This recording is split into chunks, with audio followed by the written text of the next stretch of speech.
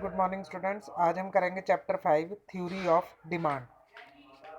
Demand का concept क्या है? Ordinarily the term desire and demand are used interchangeably, but in economics demand has a distinct meaning. Supposing you desire to have an LED TV but you do not have enough money to buy it, then this desire will remain just a wishful thinking. It will not be called demand. वो कहता है कि वास्तव में क्या होता है कि डिज़ायर और डिमांड जो है ये क्या है, इंटरचेंजेबली हैं, एक दूसरे के मतलब विपरीत ही हैं। पर इकोनॉमिक्स में क्या है कि डिमांड का जो है अलग से मीनिंग है। जैसे कि आपकी एक एलईडी टीवी लेने की इच्छा है पर आपके पास पैसे ही नहीं है उसे खरीदने के लिए, तो ये जो आपकी इच्छा है ये क्या हो जाएगी, एक विशफुल मतलब सुखद सोच हो जाएगी। It will not be called demand, तो इसे हम डिमांड नहीं कहेंगे। पर if in spite of having enough money you are not willing to spend it on LED TV, demand does not emerge. अगर तुम्हारे पास पैसे भी हैं पर तुम खर्च नहीं करना चाहते टीवी के लिए, तो भी वो डिमांड नहीं होगी। The desire become demand only when you are ready to spend money to buy LED TV.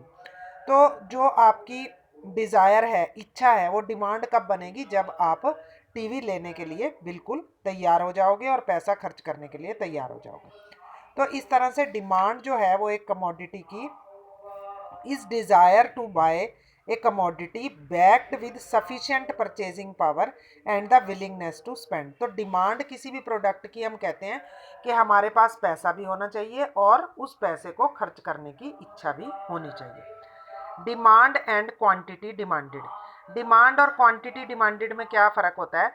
Demand जो है it refers to different possible quantities of a commodity that a consumer is ready to buy at different possible price of that commodity.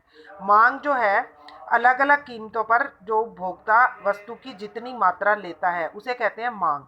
और quantity demanded क्या होती है? It refers to a specific quantity to be purchased against a specific price of a commodity, के एक निश्चित कीमत पर उपभोक्ता जितनी निश्चित मात्रा खरीदना चाहता है या खरीदता है उसे कहते हैं क्वांटिटी डिमांडेड। नेक्स्ट है demand schedule. Demand schedule is a table showing different quantities of a commodity to be purchased at different price of that commodity. According to Samuelson, the table relating to price and quantity demanded is called the demand schedule. Demand schedule जो होती है, मांग सूची, वो होती है कि अलग अलग जो कीमत है उस पर कितनी उपभोक्ता मात्रा वस्तु की खरीद रहा है। Concept of demand schedule include, demand schedule में क्या क्या चीज़ें इंक्लूड होती हैं? इंडिविजुअल डिमांड व्यक्तिगत मांग और मार्केट डिमांड बाजार मांग। इंडिविजुअल डिमांड शेड्यूल होती है जिसमें एक उपभोक्ता की अलग अलग कीमतों पर खरीदी गई मात्रा शो होती है। जैसे कि ये टेबल 1 है, इसमें इंडिविजुअल डिमांड शेड्यूल है। It shows different quantity of goods X to be brought by a consumer at different price. अलग अलग कीमतों पर उपभोक्ता जितनी वस्तु की मात्रा खरीदता है उसे कहते हैं इंडिविजुअल डिमांड। अब जैसे इसमें टेबल 1 जो है वो क्या शो कर रहा है? That the price of goods X increase quantity demanded tends to decrease. अगर जो है कीमत बढ़ती है तो वस्तु की मांग कम हो जाती है, अगर कीमत कम होती है तो मांग बढ़ जाती है। अब आगे आ गया मार्केट शेड्यूल, डिमांड शेड्यूल। अब इसमें अलग अलग उपभोक्ताओं की जो खरीदी गई मात्रा है उसकी जो सूची होती है उसे मार्केट डिमांड शेड्यूल कहा जाता है, उनके जोड़ को। जैसे ये आपको टेबल 2 नज़र आ रही है, इसमें प्राइस 1 2 3 4 है। कंज्यूमर ए और कंज्यूमर बी की जो डिमांड है इनका टोटल कर देंगे 4 + 5 9, 3 + 4 7। तो इस तरह से 9 7 5 3 ये जो है ये क्या हो जाएगी? Market demand. नेक्स्ट है demand curve and it's slope. Demand curve is a graphic presentation of demand schedule. जब मांग सूची को ग्राफ के रूप में प्रदर्शित करते हैं तो उसे डिमांड कर्व कहा जाता है।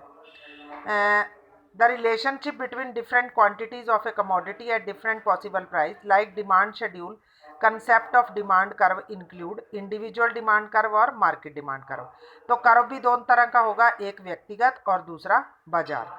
तो इंडिविजुअल डिमांड कर्व में जो हमारी टेबल 1 है उसी को ही डायग्रामेटिकली शो करेंगे। ओ एक्स पर हम यूनिट्स होंगे और जितनी उपभोक्ता ने सामान खरीदा है, और ओ वाई पर होगा प्राइस। तो ये जो डिमांड कर्व है इसका स्लोप, ये डी डी डिमांड कर्व है, ये डाउनवर्ड है, नीचे की तरफ है इसका स्लोप, लेफ्ट से राइट की तरफ। तो ये क्या शो करता है, inverse relationship between price of commodity and it's quantity, के विपरीत संबंध है वस्तु की कीमत और मांग में। अगर कीमत ज़्यादा है तो मांग कम है, और अगर कीमत कम है तो मांग ज़्यादा है। इसी तरह से आ गया market demand curve, is the horizontal summation of individual demand curve. It shows various quantity of a commodity that all the buyer in market are ready to buy. तो इसमें सभी उपभोक्ता जो बाजार में वस्तु निश्चित कीमत पर खरीद रहे हैं, उनकी सूची को जब हम ग्राफ के रूप में प्रदर्शित करेंगे तो उसे कहेंगे बाजार मांग वक्र। ये जो सी पार्ट पर आपको नजर आ रहा है ये है मार्केट डिमांड कर्व, इसका भी स्लोप क्या है, डाउनवर्ड है। Showing inverse relationship between own price of the commodity and it's quantity demanded. तो ये भी सेम दिखा रहा है वस्तु की कीमत और मांग का संबंध। नेक्स्ट है slope of demand curve. Demand curve normally slope downward, indicate negative are inverse relationship between price of a commodity and it's quantity demanded. जो मांग का कर्व है वो नीचे की तरफ झुका हुआ होता है, जो विपरीत संबंध को दर्शाता है कीमत और मांग में। Slope of demand curve is estimated as minus delta P upon delta Q. It shows the ratio between change in price corresponding to a unit change in quantity demanded of a commodity. Negative sign indicate the inverse relationship between price and quantity. अब इसमें कीमत में परिवर्तन और मांग में परिवर्तन को दिखाया गया है, और जो ये माइनस का निशान है वो इसलिए है क्योंकि इनके मांग और कीमत में क्या है, विपरीत संबंध है। ये जो फिगर 3 आपको दिखाई गई है ये straight line demand curve D है, indicate a linear demand function. Slope of demand curve delta P upon delta Q, ये किसके बराबर होगा, minus A B upon B C. It is constant at all point on the demand line D D, because D D is a linear straight line and slope of a straight line is constant. तो इसका जो slope है ये क्या है, constant है। तो आज हम इतना ही करेंगे, इसके आपने नोट्स तैयार करने हैं और इसको अच्छे से रीड करना है। Thank you.